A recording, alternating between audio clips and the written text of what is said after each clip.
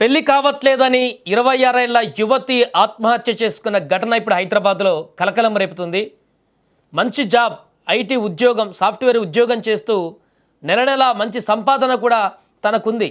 కానీ పెళ్లి కావట్లేదనేటువంటి ఒకే ఒక్క కారణంతో ఆ యువతి ఈరోజు ఈ లోకాన్ని విడిచి వెళ్ళిపోయినటువంటి ఘటన ఒక్కసారిగా అందరినీ ఉలిక్కిపడేలా చేస్తుంది.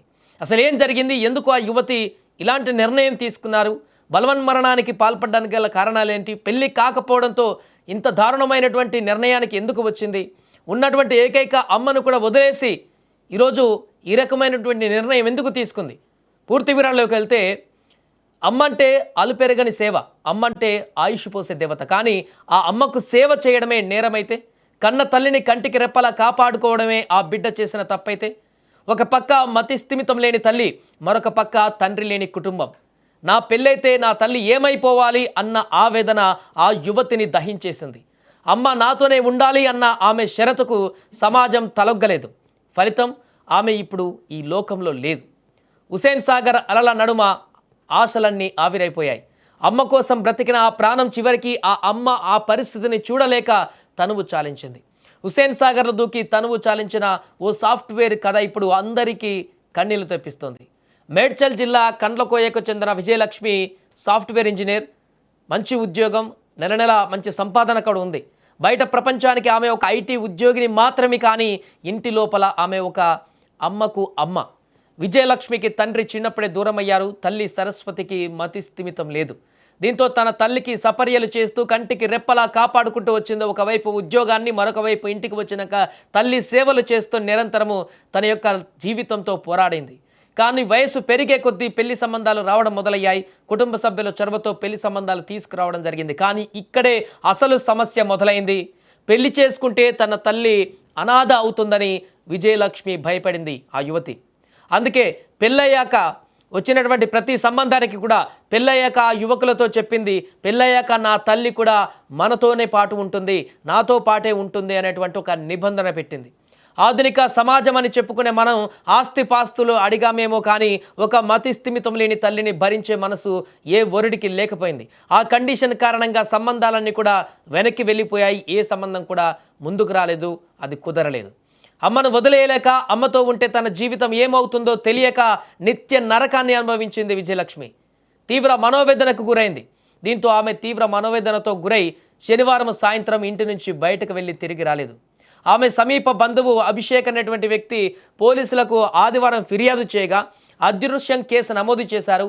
హుసేన్ సాగర్లో యువతి మృతదేహం సోమవారం తేలడంతో లేక్ పోలీసులు విషయాన్ని కుక్కటపల్లి పోలీసులకు తెలపగా వారు ఆ మృతదేహం కుక్కటపల్లిలో అదృశ్యమైనటువంటి ఆ యువతి విజయలక్ష్మిదేనని నిర్ధారణకు వచ్చేశారు. ఇప్పుడు ఆ తల్లి పరిస్థితి ఏంటి? ఎవరి కోసమైతే ఆ బిడ్డ పరితపించిందో, ఎవరి కోసమైతే ఈ పెళ్లి సంబంధాలను కూడా వెనక్కి పంపించిందో, తన తల్లిని వదిలి ఉండలేకపోయిందో, ఆ తల్లికి ఇప్పుడు దిక్కేవారు? వైకల్యం ఉన్న తల్లిని సాకడం భారం అనుకునే సమాజంలో మనం బతుకుతున్నాం. కానీ విజయలక్ష్మి అలా చేయలేదు. తనతో పాటే తన తల్లి ఉండాలనుకుంది. పెళ్ళైన తర్వాత కూడా భర్తతో పాటు తన తల్లిని చూసుకోవాలనుకుంది. విజయలక్ష్మి తీసుకున్న నిర్ణయం తప్పు కావచ్చు, ఆత్మహత్య పరిష్కారం కాకపోవచ్చు, కానీ ఆమె పడిన నరకం మాత్రం నిజం.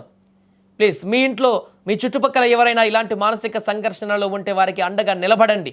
ఇలాంటి విషాదాలు మళ్ళీ జరగకూడదు అంటే కుటుంబ సభ్యులు, శ్రేయభిలాషులు బలమైనటువంటి ఒక అండనివ్వాల్సిన అవసరం ఉంది. స్నేహితులు ముఖ్యంగా మనోధైర్యాన్ని ఇవ్వవలసిన అవసరం ఉంది.